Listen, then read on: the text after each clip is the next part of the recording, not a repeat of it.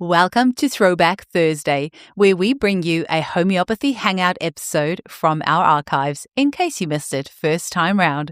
Because this episode may be a couple years old by the time you hear it as a throwback, some of the special offers, links, or content may not be valid anymore, so please keep this in mind when listening. You're always welcome to reach out to us at info@eugeniekruger.com. Enjoy the episode. Okay, I'll admit it. Sometimes the podcast is just a great excuse for me to catch up with people that I really enjoy hanging out with. So today's guest is Kay Southcombe, who I have been trying to get on the podcast for ages because she has been working at Martin and Pleasance, which is a homeopathic pharmacy here in Australia, for 17 years. Now, I've been in Perth for the last 6 years, and so I used to get my remedies from Melbourne in New Zealand, and it was just a little bit tricky once we moved over to Western Australia. So then I started ordering from Martin and Pleasance, and I got to know the ladies really well, and I usually place an order at least once a week, and it was always lovely to deal with Kay. She was always so friendly, and it was just a great opportunity to get her on the show, hang out with her. We got to chat for an hour after the episode. It was so lovely. All these years we've only just chatted over the phone, so it was nice to actually chat over Zoom and get to see each other. So Kay, this was so lovely to get to speak with you. Thanks for coming on the show. Thank you for sharing your knowledge, and it was really fun. Let's do it again. Welcome to the Homeopathy Hangout, where we discuss all things homeopathy from around the world. And now my mum and your host, Eugenie Kruger. Hello, homies, and a very warm welcome to Homeopathy Hangouts. Today, we get to hang out with the lovely Kay Southcombe from New Zealand. Welcome, Kay. Thank you. Lovely to be here. We were just giggling before because myself and a past guest, the lovely Lauren Allender, has been hassling Kay to come on the show for a long time. So I'm really glad to finally have you on. Tell us a little bit, Kay, how were you first introduced to homeopathy? Well, it was a bit of a random connection, really. I think I'd used a bit of homeopathy. I was always interested in natural health, but I thought perhaps I would do naturopathy. And then I'd used a bit of homeopathy when I was in London, and it was presented, you sort of could go to a pharmacy and see it in front of your face. So I used a bit there, but I didn't know a lot about it. My background was in horticulture, so I'd worked doing gardening and garden design for about 20 years, and I wanted a change, and I wasn't sure what was next. And so I actually went and lived on a Buddhist retreat centre outside Sydney for what I thought was going to be a couple of months, and that turned into 18 months. And I left there thinking, I don't know what's next. And I decided to catch up with a friend on my way driving back to Melbourne who was in Sydney for the Olympics.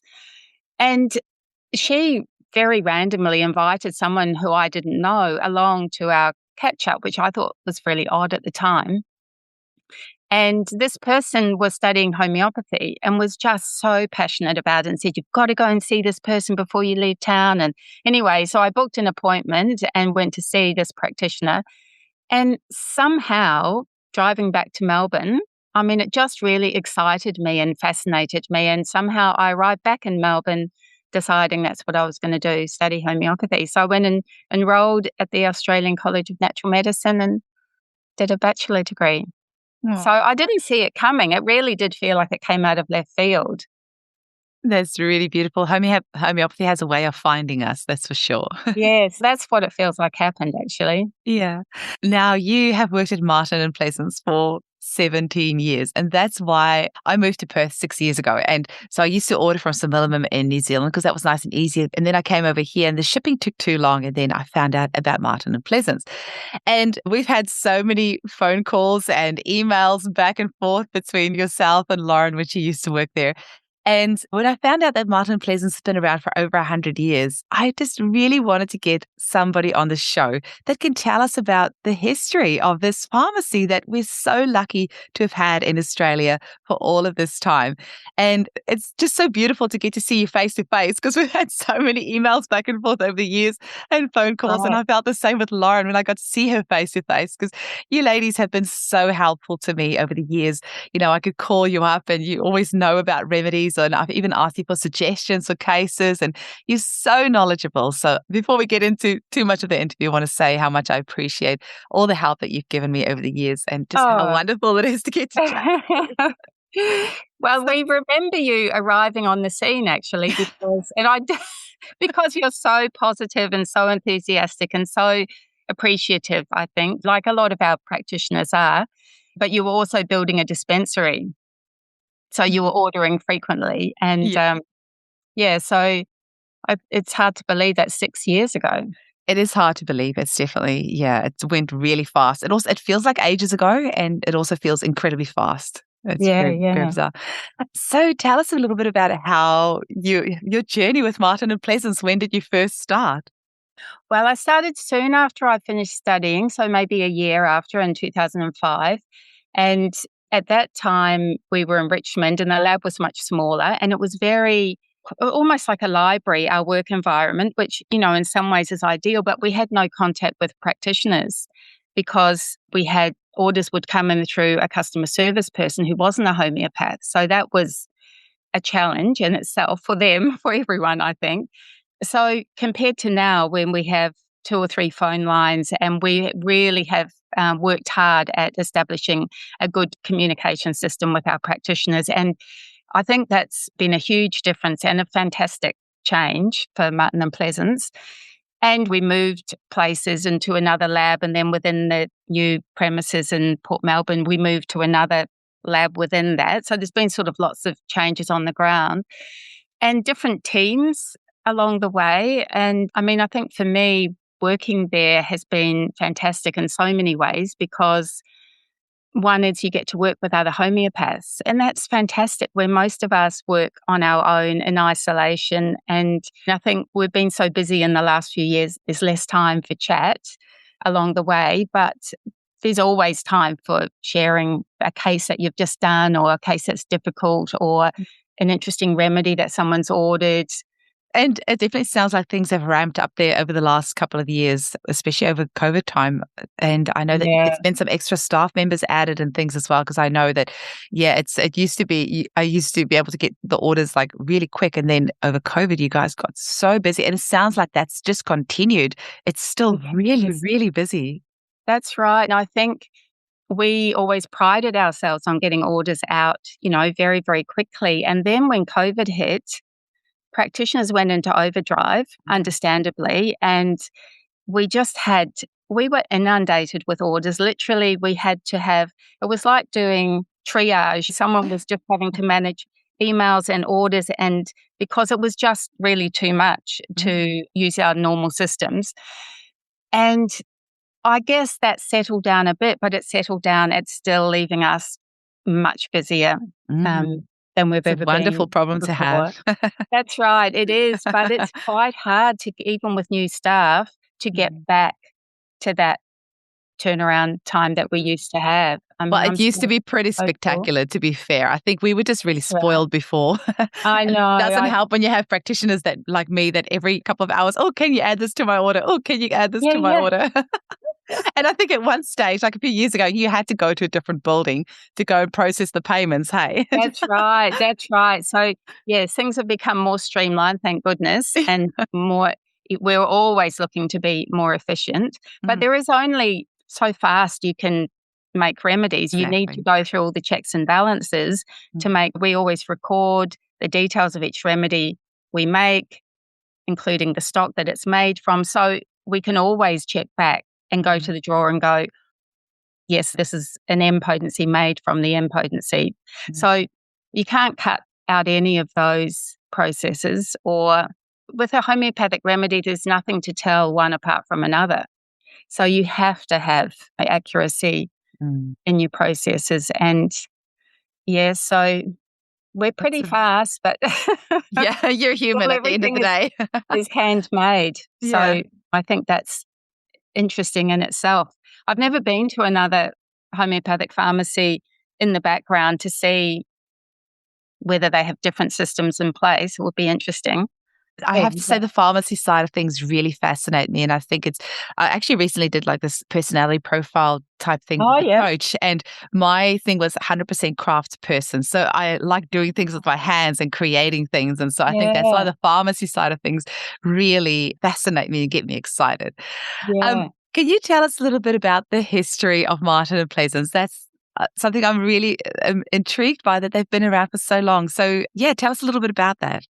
Yes, well, that's another thing that I love about working at Martin and Pleasance, is that you're sort of you become part of the history of it, which goes back to 1855, when we were, because I do feel part of that legacy, opened in Collins Street in Melbourne. So right in the heart of Melbourne, and in a quite substantial building.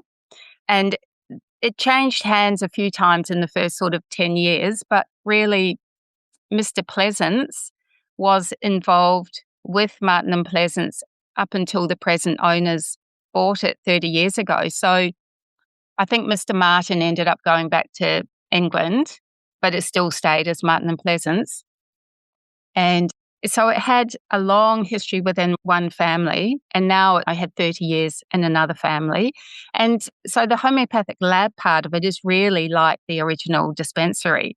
So it feels amazing that in various forms it has survived up until today. And we have at Martin and Pleasance old ledgers with prescriptions handwritten that came from the original Martin and Pleasance building in Collins Street. So quite amazing. I was once giving a presentation at one of the colleges on the history of homeopathy, and part of the story is that because they opened a homeopathic hospital in Melbourne, and part of the story is that it was 15 influential women from Melbourne who lobbied the government to get the land to build the hospital on. And the lecturer there who's a homeopath, said, she'd recently found out that one of her, I don't know if it was her great-grandmother, was one of those influential women who was involved in the lobbying, and she hadn't known, but she'd gone on to study homeopathy. So sort of interesting. That's connection. Very interesting. And I actually had just, as you were talking, made a note here to mention about the homeopathic hospital, because there used to be 5 homeopathic hospitals in Australia. I think 2 in Sydney, 2 in Tasmania, 1 in Melbourne, something like that. I could be wrong. But I almost feel, and I think it was only like the 1950s or so it was closed down. It's not even that long ago. I think earlier than that. Earlier than that? Okay. Yeah. I think the British Medical Association was highly political, and they passed laws that really made it extremely difficult for homeopaths to practice. And I think they made it illegal for allopathic doctors to practice with homeopathic doctors. And so in the end, it became an allopathic hospital. So it was homeopathic for a period of time and then became allopathic. But at the Trades Hall building in Melbourne, on the wall downstairs, there's a painted scroll which lists all the workers who worked on building the homeopathic hospital. So that was sort of fascinating to stumble upon one day, because, I think back to those in the 1800s when homeopathy had quite a visibility in Melbourne. Now you could walk around Melbourne and not see anything to do with homeopathy. It's sort of a shame in a way that it doesn't have the visibility, but I don't know whether the future will change that. Oh, I do know it will. Absolutely. Even if I have to do it single-handedly. Yes, well, you are doing well in that direction. Well, we all are. We all play our part. Hey, this is just my part that I'm playing. But imagine like seeing a homeopathic pharmacy in Collins Street. Like, I know. Even if you didn't know what homeopathy was, just walking past it and seeing the word homeopathy subconsciously somewhere, that would go and lay down some foundations or lead you to ask questions or make you wonder what that is. So that visibility is actually a big thing, having the name right there for people to see and ask questions about. So maybe Martin and Pleasance have to move their offices to the main street. Yes. Well, we always used to sort of joke about when the lab moved back to Collins Street and we opened a dispensary, a bit like Smillam in New Zealand used to be, where they had the storefront Ah. as also part of the dispensary. Did you go to their place? And I walked past it. I lived in Wellington for a couple of years. That was before I even knew what homeopathy was. But I, had walked past it. Oh, hang on. Was it? No, I'm trying to in think the now. London Key area. Yeah, no, that's right. Because I lived in Wellington in 2006 and I studied in 2010. So that was before I would have even known what homeopathy was. But I do recall walking past. Yeah. Yeah. Yeah.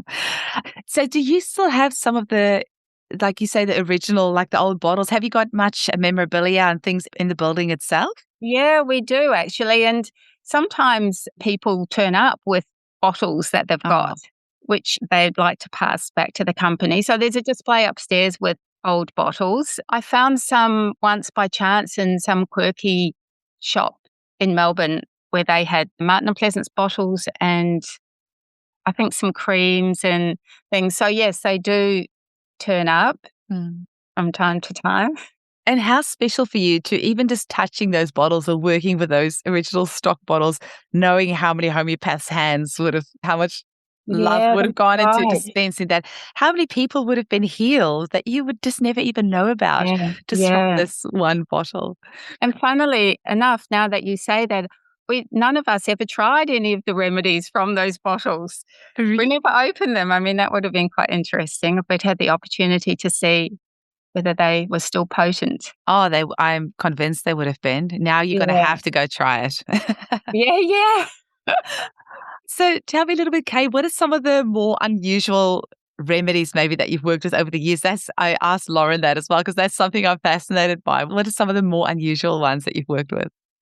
Oh, gee, there are so many. I mean, I think when we were in lockdown, I used to think, oh, look, if I got stuck in the lab, if I got locked down in the lab, it would be my happy place because you could spend all that time going through the drawers, discovering all these remedies because there's so many we don't know we have, that it's only when people order them and we kind of go, oh, we've got this remedy, because there are quite a few old remedies that have been with Martin and Pleasance for a long time. I saw one the other day in the catalogue called cysteinum and I thought, what's that? And I looked it up and it's L-cysteine, actually, I think a precursor to L-cysteine. Oh, like a protein.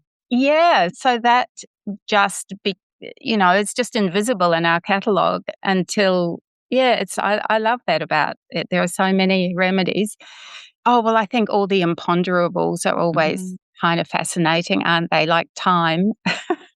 I've never used that. I did not know that. So not thyme the herb, thyme as in time. Yeah, exactly. Thyme. Okay, you're going to have to talk to me about that one. I have never heard of that. I know nothing.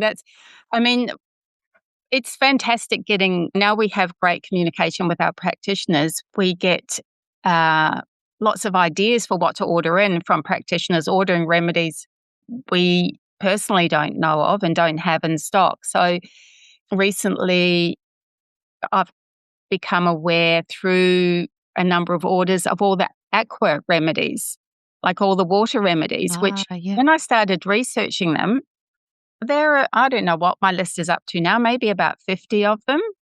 Wow, so that's so many. So many. And some made from like holy wells around the place or like the Ganges water or lots of different sources. But I think someone has written a book. So no doubt they will become more popular as word gets out and there'll be webinars done and that kind of thing. Also, someone started asking about fossil remedies and I had not come across those at all. And then I looked them up and there must be about 40 of them, which are totally... I just know of T-Rex. I didn't know there were others. There's heaps of them.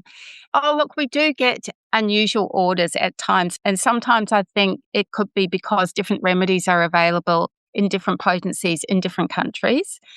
But I always remember the person who they wanted Blatta orientalis mud tincture. And, when you work in the lab, you kind of get quite connected to what things are made from. And it was like, do you really want that? But I mean, maybe in India or somewhere they do use it in mother tincture. I'm not sure. So just for our listeners, just to clarify, the ones that might not understand the joke in this, that Blatta is made from the cockroach. So this person, for the mother tincture, would be actual like crushed cockroach. Grind it up. round up Yeah. cockroach, yes. And sometimes aconite mother tincture, which I Oh. think perhaps might be used in India. I think the 1X is. So, there are different practices around the world. And maybe for But people we, that don't get that one, aconite is a poison, which in homeopathic potency obviously is not an issue. But in a 1X, I don't know if I would necessarily prescribe that too frequently. no, that's right. Interesting. But one thing that, I was just reflecting on the other day that's been interesting because of the length of time I've been there is the change in the groups of remedies that are ordered. I remember back in the day when minerals were very prominent in people's orders because it was all the work. Jan Scholten did all the work and on those. And so we were ordering and lots of the salts from the periodic table.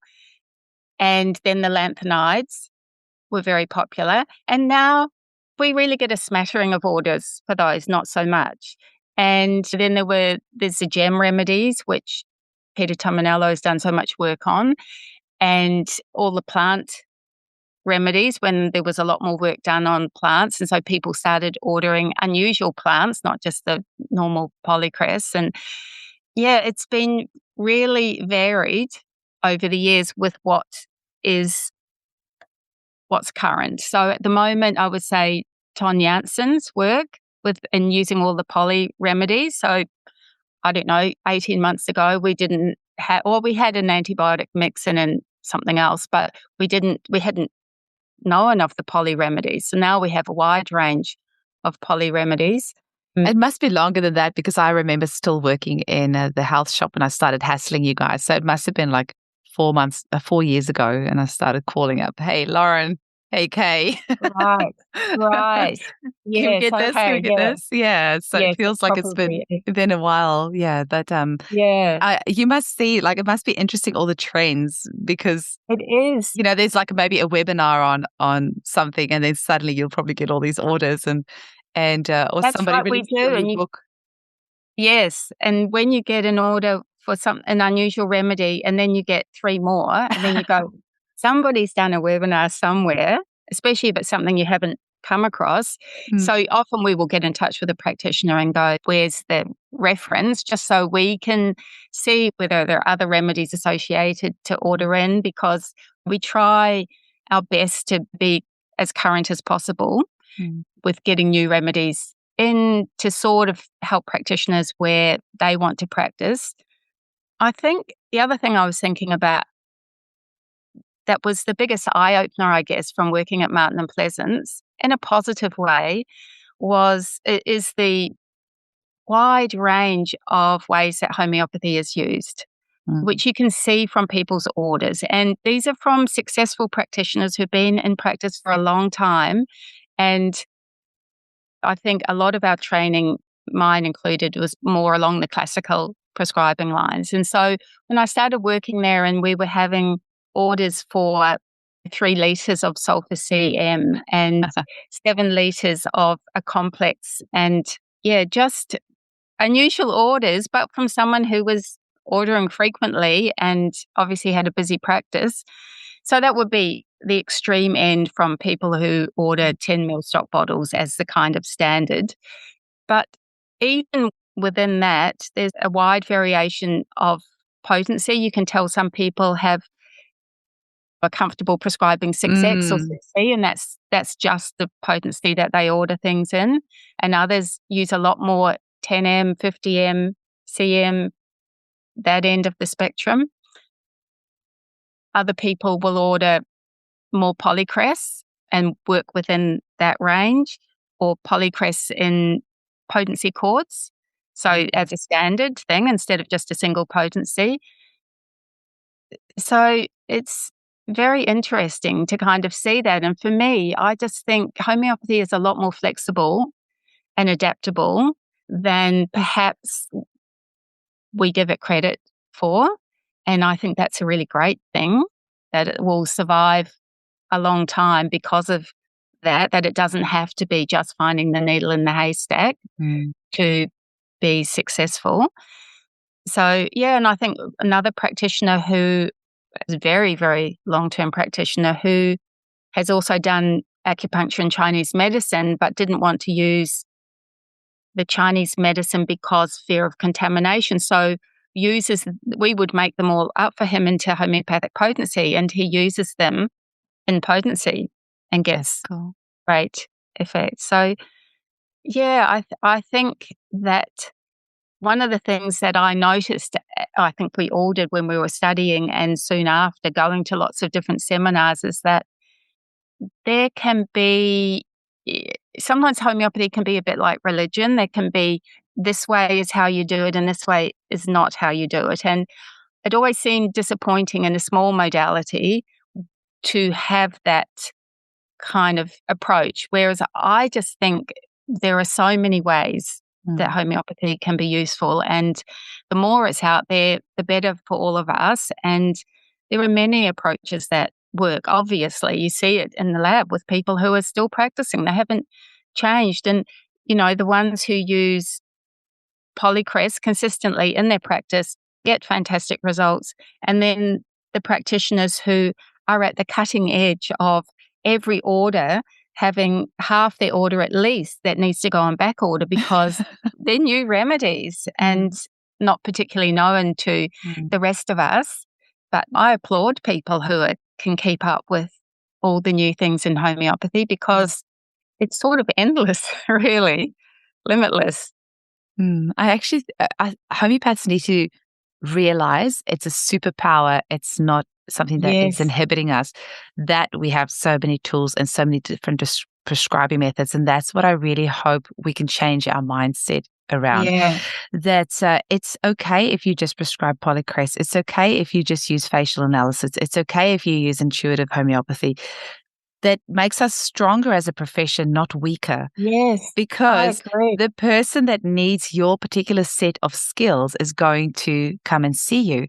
And if you only want to specialize in this or that, that's going to be the area that you become stronger and more knowledgeable in, and that's fine. And I actually had such an eye-opening experience recently when somebody said to me, they're still learning homeopathy and they wanted to know if they asked the practitioner, this client of mine is on the contraceptive pill. Can homeopathy help? And the practitioner said, no, the person needs to go off the contraceptive pill before we can help. And this person became so disheartened that she thought, maybe homeopathy is not for me. Maybe I should stop studying it. And that broke my heart. Like, how can we be so egotistical to think that it's up to us? Like, we can dictate what lifestyle somebody would have, what they would choose for themselves personally in any sort of way. Otherwise, we can or cannot treat them. To hear that is a mindset that exists in homeopathy is shocking to me. And we need to get rid of that on all fronts and get that ego out of it, because it's all about our client and we need to always be asking how we can help them. I cannot imagine to say to a client ever that I cannot help them. I've never said that to anyone. I mean, like, literally my t-shirt says, yes, I have a remedy for that, because it doesn't matter what the problem is. We can help. We might not be able to cure in all cases because sometimes it's just not possible because of organ failure or because of long-term medication that somebody has to be on, but certainly we can do things to help them. So I really hope we can make that paradigm shift in homeopathy as a profession, that however you practice is okay, and the client that needs what you have will come and find you. It's energy medicine at the end of the day. That resonance is out there, so that person, if they resonate with what you do, will be drawn to you. So yes, I wonder how. I know, but to me, I think it's a really important step to happen in homeopathy, because working in the lab, I guess you get a unique insight into the wide variation of what works. And I don't know how to change. How to communicate that more widely to the wider homeopathic community, and that black and white mindset isn't helpful to the profession or to patient. I think a lot of that is ego, personally. I think if we can get that ego out of the way and stay open and receptive, which is actually what we're preaching, but I think we need to practice a little bit more what we preach, even just really be the unprejudiced observer and just, not put our own ideals onto people. And I have been guilty of that in the past. I'll be the first person to put up my hand where at one stage I never actually said it, but at one stage I got so disheartened once the no jab, no play came into Perth. And I was like, well, I don't want to vaccinate with family. I don't want to treat families who vaccinate their kids because it's just, I couldn't handle, I didn't think I could handle the fact if a client ever said to me, my child had a vaccine reaction. That would be heartbreaking to me personally. Yeah. And so I didn't think that I could handle that. And then I had to take a deep breath and put that aside and just, have good boundaries in place and not get too involved in those cases. And know I can only do what I can do. I am not their savior. I am not their guru. I'm going to help them to the very best of my ability, but their personal choices is not up to me to decide. And I am just here to support. And so I say this knowing that I have been there and I've almost fallen into that trap, but I managed to pull myself out of it and realize, okay, just get back to we're just here to help. Sorry, I don't want to go off topic, Kay. Let's just bring it all back. Because I really wanted to ask you if you have ever been affected by any of the remedies that you've worked, because that's something I've heard of. And actually, I listened to a lecture once by Karen Allen. It was a few years ago, and she said, never make your own remedies because, every remedy that you open will affect you. And then I was at the same time thinking, well, what about the people that work in the pharmacies that have to prepare 100 remedies a day? If you truly are affected by every single remedy that you open, then we wouldn't have homeopathic pharmacies. But have you ever been been affected by a remedy yourself, when you've had to prepare something for somebody? I don't feel like I have personally, but I have worked with people in the lab who have had unusual reactions, who couldn't do certain things. So I think we do the triturations in the lab, and she couldn't triturate silica because I think she had a belly button piercing and it would aggravate her belly button piercing. And someone else had a reaction to something else where she felt like she couldn't walk properly. I can't remember what the remedy was, something fairly common like calc flora or something like that. So there have been odd remedies. And I mean, certainly you feel exhausted at the end of a day, but I think I don't know that that's the remedies. And I don't know, perhaps they all antidote each other. And maybe there have been the odd ones that I've been sensitive to, but I, in the mix of everything, haven't particularly noticed. Do you feel it comes down to a individual thing? Because some people are definitely more affected by remedies than others. You get some people that are so sensitive. Yeah, that highly sensitive individual is probably not suited to working in there. They're great for provings, though. So if we want to know what a remedy can produce, they're great people to do provings on because they often can just hold a remedy and just tell you how they are affected. So we need more of those to help us with our provings. Yes, that's right. And I always think Hahnemann proved 120 remedies on himself, and he lived to be 88 in a time when people were not living half his age. I remember writing that as one of my assignments in college and thinking, oh, wow, well, he proved 120 remedies on himself, so he did something right if he lived to be 88 when people were not living that long. That's a very good advertisement for homeopathy. Yeah. So, you should live to at least 200 because you would have inhaled thousands of remedies. And have you ever had RSI from succussing all those remedies?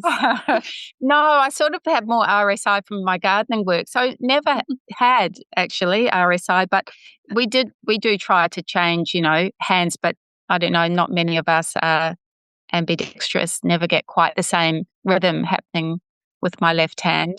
But I think the work in the lab was always fairly varied. So you would be up and down getting remedies. I think succussing all day, sure, you would get exhausted, and putting lids on tightly nonstop, that sort of gets exhausting. But no, I don't know that anyone has actually. In the time that I've been there, no one has developed RSI. Maybe they would have a remedy for it. I was going to say maybe they've made enough rust tox on most days that they don't have or root-to-grab. How many remedies does Martin and Pleasance have on their catalogue in total, just roughly? Yeah, well, I reckon it must be 3,500 to 4,000. And I think when I started, no, maybe it's about 3,000. I think when we started, we had about 2.5. Mhm. And I did do a count fairly recently, as accurately as I could, without counting each remedy. Maybe it's closer to 3,000 with That's numerous potencies. And I was all of about to but it's say, so just that's like the individual. single remedies, not the potencies, because you can have like Yeah. 6 potencies in each of Yeah. those. Yes. So storage Yeah. becomes a bit of a mission, I would imagine. It sure does. And we're in the process now of trying to get some more cabinets because we're getting new remedies in all the time. And there is only so many times you can expand and find a space because you have to be able to find them again. You need things to be clearly positioned, or else when you're going to find them, if they're one after the other, it's, Mhm. and when you lose a remedy in the lab, that's a nightmare because, it's got its spot, it's not there. It's got to be somewhere, but you just have way too many remedies to ever chance. I mean, we look sort of a draw wide and then go, well, it'll turn up or it won't turn up. Well, we're at 1,800 total remedies at the moment. And I know it's the same for us. Like if we lose a Yeah. remedy, it's like, oh my gosh. But ours is all numbered. And then we have a Excel file. And so if you're looking for anacardium, you can just search in the document anacardium and it will say it's number 1078. So you'd go to 1078 and find the bottle. And we found that works quite well. Okay. But we have had Yes. some go walkabout and it's, yeah. Yeah. So if 1078 is an empty spot. If it's Wow. yeah, no, so if you go to where 1078 should be and there's an empty spot, then you're like, okay, somebody didn't put it back. Where is it? Yeah, yeah. See, I suppose we've inherited a system of cataloguing the remedies. Mm. And so ours are all in alphabetical order. Are yours in alphabetical order? No, we started that way, No. but it got too hard to find them. And That's actually, the right. Excel sheet is way easier because you can just type in what you're searching for and it tells you straight away what That's the number right. is. And then we've got a numbering. So you just go straight to that number and Right. grab it. So whatever remedy you need, it takes you, 10 seconds to find it. That's right. That's really good because squeezing remedies into the A's or the C's where there's so many remedies because they're in alphabetical order, that's the challenge. Whereas it would be much easier to do it by just adding on a number at the end. Well, you're welcome to use my system. I got taught that in college by the lovely Julie Andrews, who was one of my lecturers. Yeah, she said that's, and I could do it in alphabetical up to about 200, and after that it got too hard. So I used Julie's system that she taught us in college all that way back. But it's funny in homeopathy because we have a lot of remedies that start with A, B, and C, and also S and R and T. Like there's a lot around that, and then, like the L and the M's. There's a lot around L and M's, and then so kind of like the front, middle, and back, but not so much of the others. So if you do it alphabetical, you have to leave way more space for the A, B's, and C's. That's right. Yeah. All these little practical things that you just wouldn't think about otherwise. Okay, have you, maybe to finish us off, got any final thoughts that you want to leave us with about homeopathy or about the lab, or just any final message you want to leave us with? Well, I think in my time at the Homeopathic Lab, we've become really connected to the community and practitioners of all descriptions, not just homeopaths. And so I think my hope is that homeopathy is used more and more widely and that we have become more accepting of different approaches, even if it's not maybe the way that we were taught. So the more people who use homeopathy, the more pressure there will be that homeopathy is available, the more likely it is that places like the Homeopathic Lab with its long legacy will continue into the future and hopefully become stronger and increase its visibility and become a place that is like a hub for homeopathy, which I think would be so fantastic to have. And, lots of my colleagues and I have talked about, wouldn't it be amazing to have a homeopathic centre like a hub that was a dispensary where there were practitioners, where people could access it so it was a visible front. And I would love to see that. That would be really fantastic. Well, let's keep that vision of Martin Pleasance back on Collins Street in the most beautiful, hugest, welcoming building with thousands of people streaming in and out. getting their kits, getting their remedies, telling their friends about it, coming in for consultations. And personally, I still have that vision of, I don't see it as a homeopathic hospital. I just want to see homeopathy used in existing hospitals alongside pharmaceutical medicine. Wow. But just seeing that again, we've had that in the past, we can have it again. It wasn't that long ago that we still had a homeopathic hospital here, but just seeing homeopathy in its rightful place as a valid first line option for families across the world. That couldn't have said it better. That's fantastic. Here's to that. Thank you so much, Kay. It was so, so, so lovely to finally get to have a face-to-face chat with you. I've really enjoyed our time together. Oh, me too. Thanks very much for inviting me. All the best. Bye. Bye.